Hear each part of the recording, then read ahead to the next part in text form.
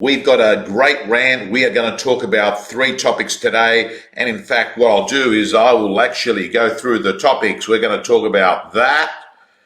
We're going to talk about how to make 100 sales a year. There is plenty of real estate agents that are doing 100 sales a year. And I'm going to show you at a top level just a simple 5 things that I think you need to have as your operating models. And in addition to that, we're going to have a look at, are you being paid fairly? At the moment, I can pretty much tell you there are some models out there that will basically pay you close to 100%. So firstly, I want to let you know, I don't use my Sunday night rant or any audience that actually pays attention to me to be that of a political nature. So let me be clear right from the outset. This has got nothing to do with politics. And I have to tell you, I stay away from that subject most of the time. And sometimes I think that people in Liberal are dumb. Sometimes I think people in Labor are dumb. Sometimes I think they're all dumb, right?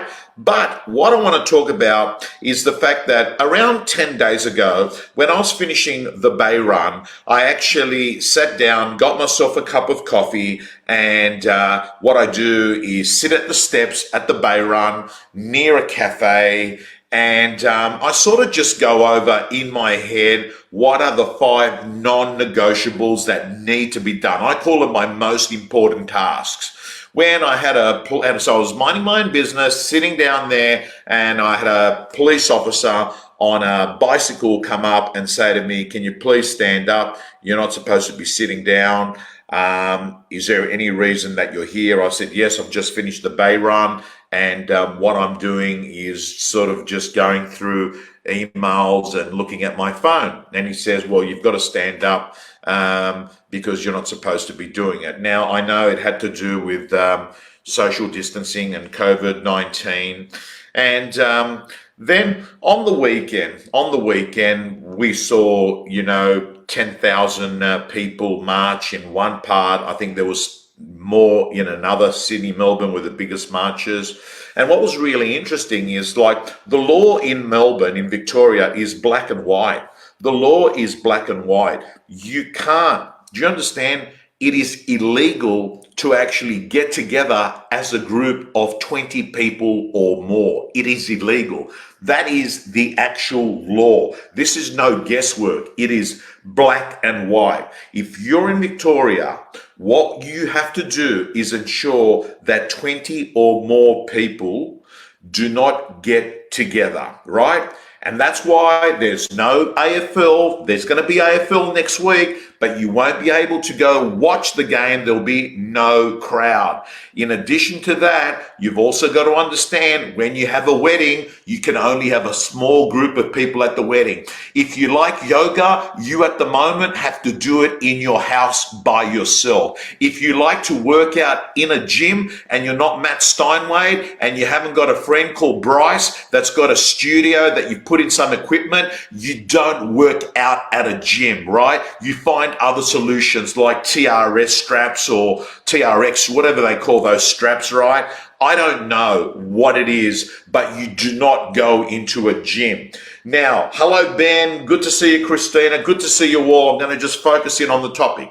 However, on the weekend, what actually happened is that against the law in Victoria, which it's black and white, people went along and 10,000 people marched. Okay, so I'm not going to make any comments on that. They did it. Same with Sydney, right? Same with Sydney. No one that marched was arrested, right?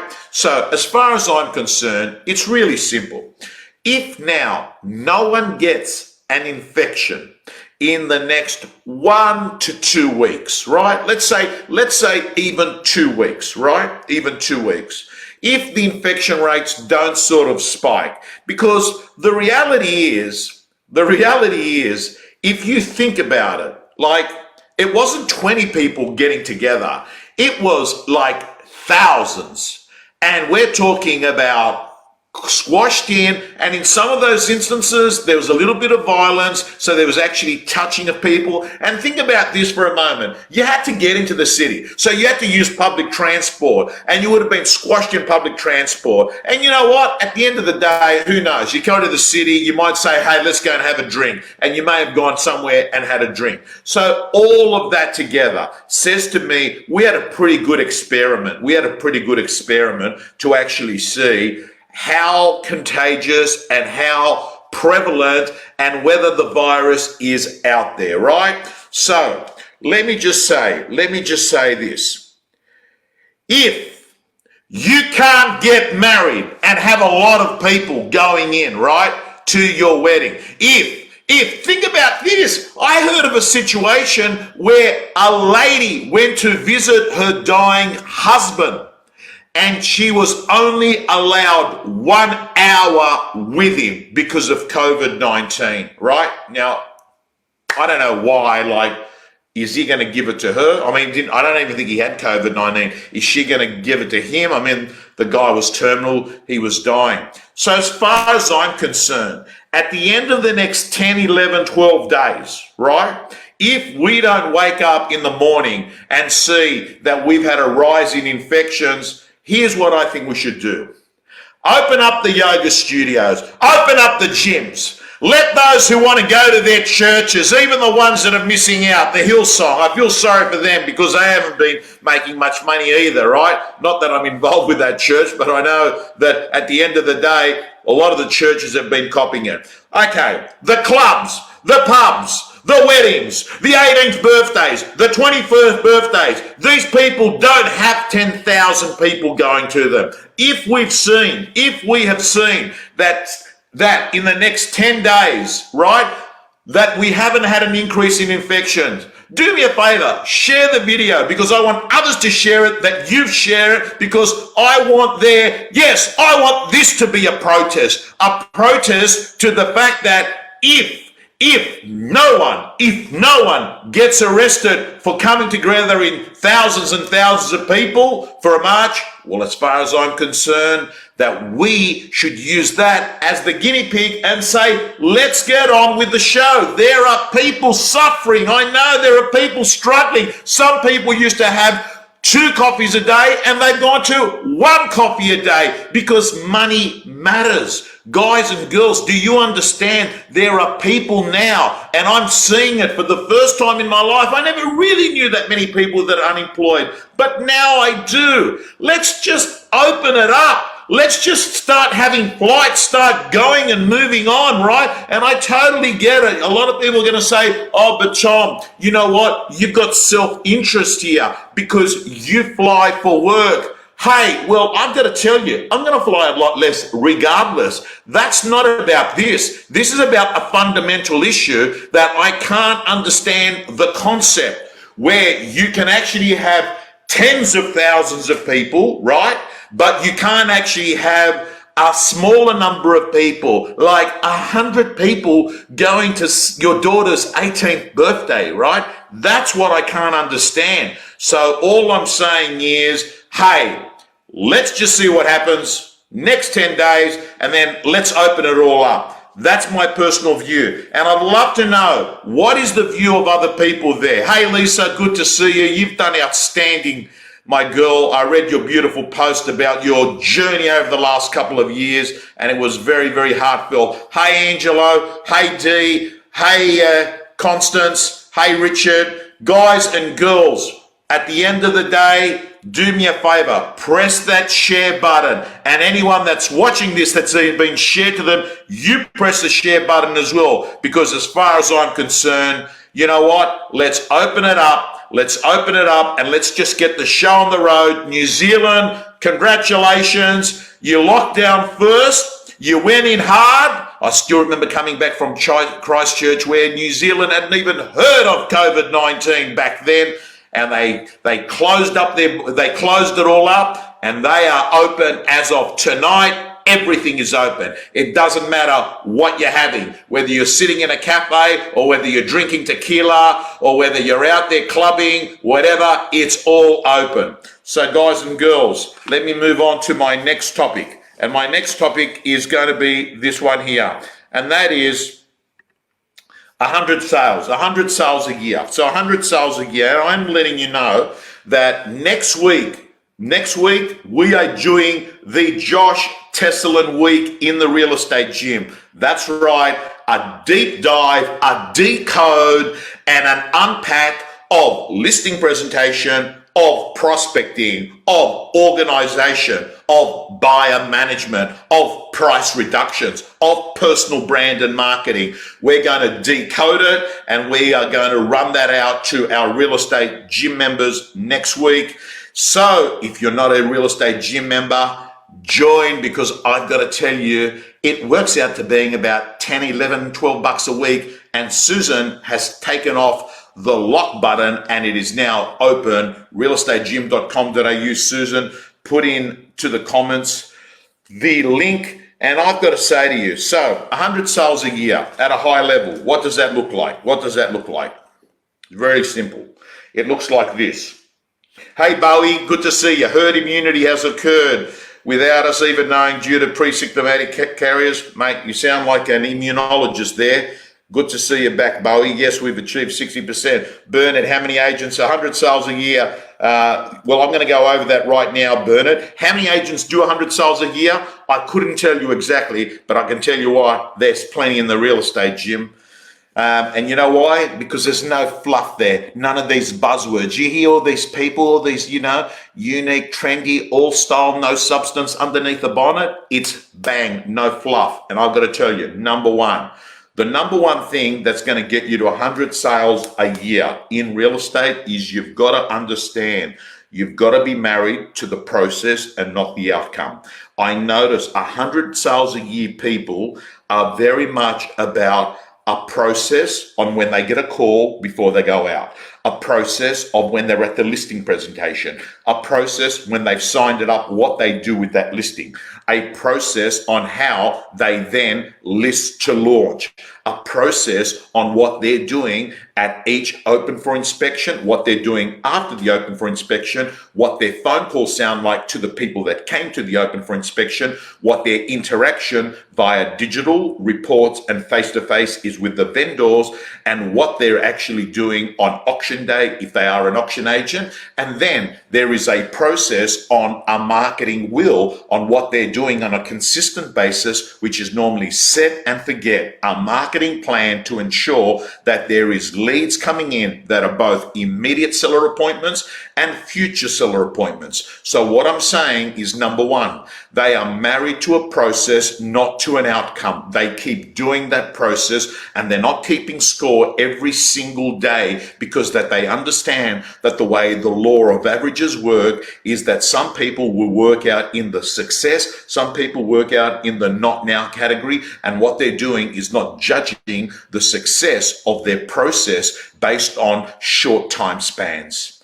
So that's the first thing. Number two, they ensure that one sale does not equal one sale, that one sale equals three sales. Because as Gav Rubenstein once said, if you only make a sale from a listing, it hasn't been successful. What you're looking at is getting two other deals from that single deal. That means 3 deals per deal. So what you're doing is ensuring that you are leveraging and scaling your numbers by ensuring that that one transaction creates other sellers. Sometimes it's even the buyer of the property, right? So that's number two. Number three is mastering no. And I was telling Lisa Novak on Friday, I think, learning the art of mastering no. Warren Buffett says it best. The difference with very successful people to relatively successful people is that very successful people say no to mostly everything. You see, you have to understand, when you say no, it allows you to say yes to your high dollar productive activities. When you say no, you're giving yourself margin to be able to be more creative and have more energy and not feel constantly that you're driving a 6-cylinder car like a V8. You've got to feel like you've got a V8 and you're driving it like a four-cylinder, that you've got margin. And what I'm going to say to you is, when you say the art of no to people, that's ensuring that you're doing the productive thing, not the busy thing. And for me, the ability to say no means I can say yes to more of the things that matter to me in my life and my business. Learn to say no. Number 4, if you're going to be making 100 sales a year, you're going to need to learn to fish where the fish are. You can work really hard. You can actually sit there with a fishing line. You could actually have 10 lines. Have you ever seen those fishermen that have got like these fishing lines, and there's sort of 10 of them out there, and they're leveraging their fishing rods to amplify success? But guess what? There's no fish there. And to me, one of the most important exercises that you've got to do is to go in and work out feasibility of sales in a market. The right way to do that, of course, is to use data. And the way that you use data is that you measure for a 3-year period the number of transactions in certain parameters. Like, you pick areas. Generally it's geography, but some people pick, a category. And what you do is you sit there and you measure how many transactions are in that marketplace. Because from there you can work out, can you actually eat a lot of fish if you fish there, right? And numbers are far more accurate than instinct when it comes to working that out. Now, one of the interesting things to do is take it a step further, and you do number of sales times average commissions. You can actually work total revenue in a marketplace, which is pretty much what anyone that's working in strategy in non-real estate, let's talk about soft drinks or any kind of product or service, they actually ascertain what is the potential revenue there. And I totally get it. No plan survives collision with reality. I mean, Zoom would not have thought that they would be smashing their budgets by 40 times this financial year. They had no idea that that would happen. You see, no plan survives collision with reality. But what actually happens is when you actually put in a SWOT analysis and you actually do a feasibility study and you sit there and you actually put in a plan. And by the way, I'm letting you know that Manos and Maria Findakakis are going to be running 6 of our real estate gym members through a full business plan for the next financial year. That will be happening for our real estate gym members in the next 2 weeks. It takes about an hour and 15 minutes. And what we're going to do is we're going to allow all our gym members to watch these 6 people build their own business plan for the next 12 months. This document will then serve to become the template for our remaining real estate gym members. So I've got to say to you, and whilst that you probably won't know your commission and your earnings to the dollar doing this plan, you're going to be far more accurate than actually entering the next financial year having hope as your strategy. The next thing, number 5, is they prospect for business. They don't process business. This is something I plagiarized from the great Bernard Desmond, who said, the great mortgage brokers prospect business, don't process business. And I've said it before, the pilot doesn't serve drinks on the planes. Think about that concept. I think if you're going to make 100 sales a year, you've got to ensure that you've actually got a business that is actually looking for stock, not just processing stock. Processing stock should be done by processors, and that is people that fill an admin role, which I'm going to come now onto, and they're the 5 things. Now, let me just move on, and I'm just going to show you the last thing that we're going to talk about. Are you being paid fairly? Are you being paid fairly? And this is a very interesting topic because I get asked a lot of the time by my real estate gym members, am I being ripped off? Should I be paid more than I am with splits? So Let me explain to you when I was in real estate and when I owned a real estate office, which was around 33 years ago. Um, Splits were extremely different to what they are now. And I've got to say to you that, ooh, um, yes, I've got to say to you that I was on a split when I was in real estate. It was 35%. That was what I was on. 35% to me, 65% to the office. Then, as the years went by, the value of a salesperson increased, and so did their split, because that person, a sales agent, became a commodity that was really, really important. And I've got to say to you that I saw it go to 40%, 45%, and 50%. Now, in real estate, we're seeing models that go anywhere from 45% to the sales agent up to 95% to the sales agent. And I get asked all the time, am I being paid fairly? So what I thought I'd do is just tell you some of the things that you need to take into account. First thing is, listen to me carefully. 100% of nothing equals nothing. Don't forget that, because you can fall into the trap where you actually see this really attractive split and you say to yourself, I'm jumping over there, right? But understand this, 100% of nothing equals nothing, whereas 50% of a million is at least $500,000. So don't think automatically that the higher the split, the more money you're going to make. That's number one. Number two, here are the factors that will determine whether you should be closer to 100% or more closer to 45%. Number one, does the office provide a level of admin support, which means that you can prospect business, not just process business? Or do you have to actually pay for that all yourself? You need to take that into account. You need to take into account, has the model of the office ensured that you're able to spend your time looking for business, doing listing presentations, managing your vendors, building your personal brand, and you're not caught up with actually doing stuff that is got a very admin genre to it, right? So that's the first thing. The second thing is, does the office that you work for have magnetism and attraction? Is it immersed in the community, which means that people are not only aware of your brand, they come to your brand? You've got to take that into account. You see, every one of these factors I bring up means that you must take the percentage that you're getting and it must drop a little bit, because they're all worth percentage points. The next thing is this: what technology can I plug into that business that is going to ensure that I work more efficiently?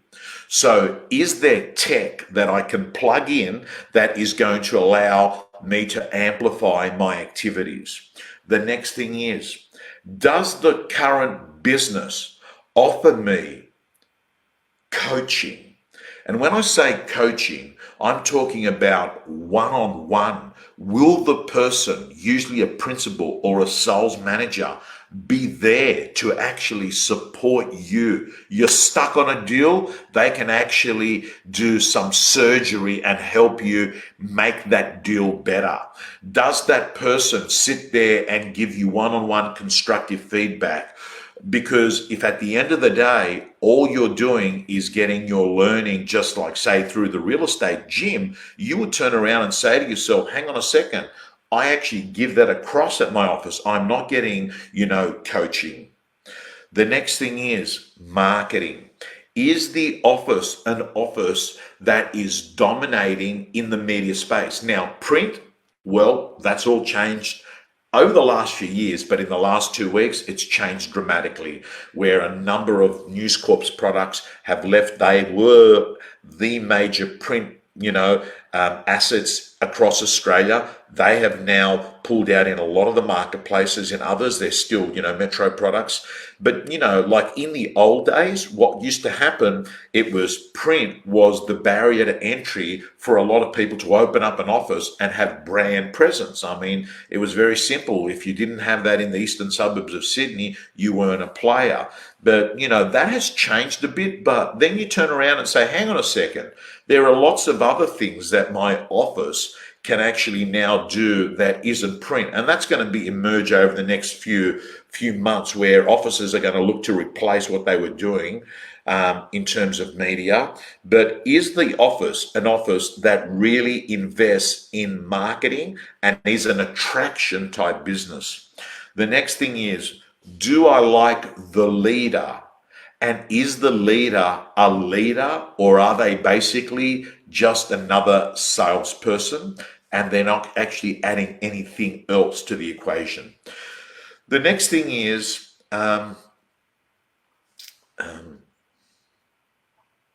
look, culture is an important one, and that is, what is the personality of that business, right?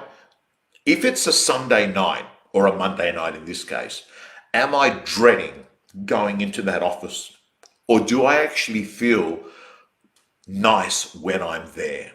And I've got to say that to me, culture is going to come up as being a very important factor now that we know that Zooming will be a way of life for some real estate agents that will actually incorporate a little bit of work and home in their real estate practice. That culture, the ability to actually have people being high dollar productive when they're not even at their office, is going to become very important.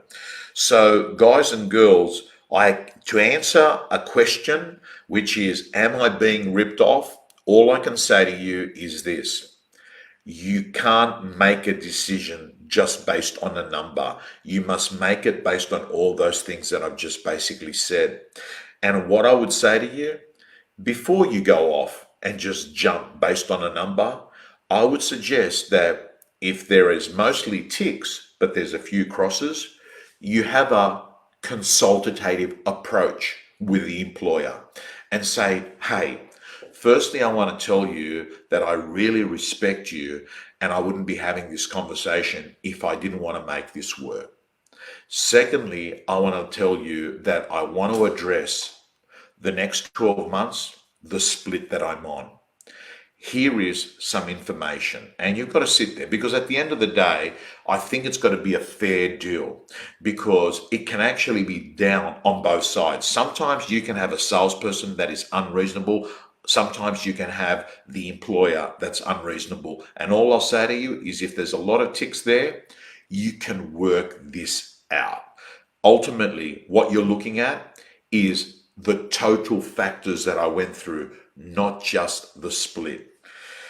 Finally, I'm going to just talk to you a little bit on a spiritual nature. There's a guy, what's his name? He wrote a book. The name of the book was Seeking Allah, Finding Jesus. Again, this is not a religious talk, but I remember reading this book a few years ago, and I've got to tell you, when you've got to face your potential mortality, spiritualism is something that you're actually drawn to. Now, I won't go on too much about it, but all I'll say is, you see, whenever something dramatic, whenever you cop a big punch in the face, sometimes there is no solution on earth, but there's only a spiritual solution that can help you cope with it. I think the guy's name was Nabeel. Oh, Susan, if you could actually, Susan. Oh, thank you, Catherine Ward. Love you. Nabeel Qureshi. So I want to tell you this story. So Nabeel Qureshi, I was reading, consuming his book, and I was reading it. And I've got to tell you, when I got my second relapse, and I know that second relapses aren't good, because, if you're lucky enough to survive once, often that is the only lucky card you get. Second time relapses aren't good, let alone third. And I remember, reading his book, and he kept on saying that if you pray really, really hard, and you ask to be healed from God, that you will get, healed. And all I can tell you is that I prayed hard, and I prayed hard. And many of you know, I even went to Mount Athos and stayed at a monastery for 1 week. And I recovered. And then something strange happened. About a year later, I got unwell again.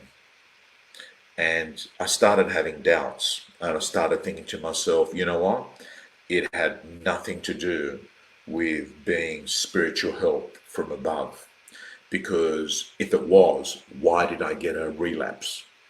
Right? Why did I get a relapse? And then to compound it, this guy that we just spoke about, Nabeel Qureshi, at 35 years of age, got diagnosed with stage 4 stomach cancer.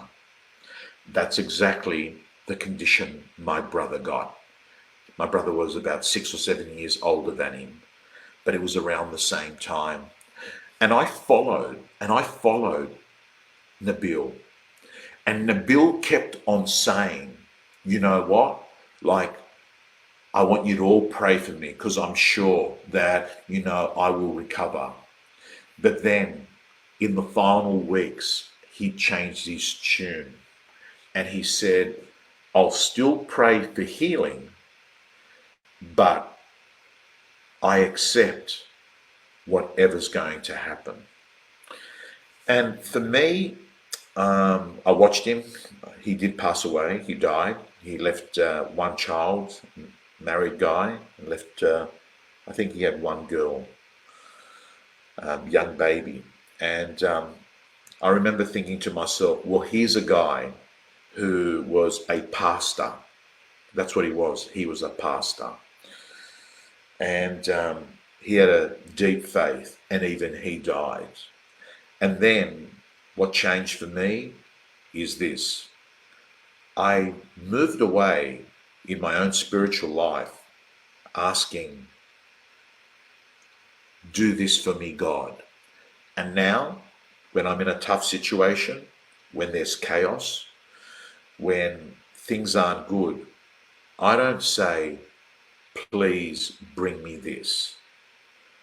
What I ask for is, just give me the strength to cope with it.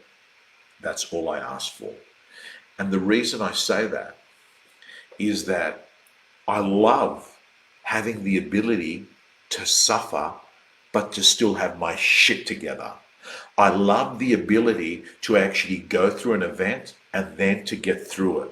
I love the ability of what suffering does to you. It stretches you. It creates an extra layer. So what I do is I don't turn around and say, hey, please solve this problem, God. No. I say, I know I've survived 100% of my darkest days, and I know I'm never going to be served a problem I can't handle. And all I ask of you is the ability to handle this issue. And you know what happens? You stretch yourself. And I can't explain it, but you have this force that allows you to endure even a higher level of suffering that you've never suffered before. Now, this, my friends, you can relate to in health, in a relationship issue, in a financial issue, in a job issue. I just hope from the bottom of my heart that you learn that all the good stuff happens outside of your comfort zone and that difficult roads lead to beautiful destinations. And I say, never ever forget, the comeback can be always bigger than the setback because a different person comes out of the storm than the person that walked into the storm. Never ever waste the opportunity to become another person in a crisis. Guys and girls, I'm signing off. I hope you have a great week, and congratulations, New Zealand. You're open for business, and I hope that happens very soon here in Australia in everything. Guys and girls, signing off. And press that share button. Don't forget.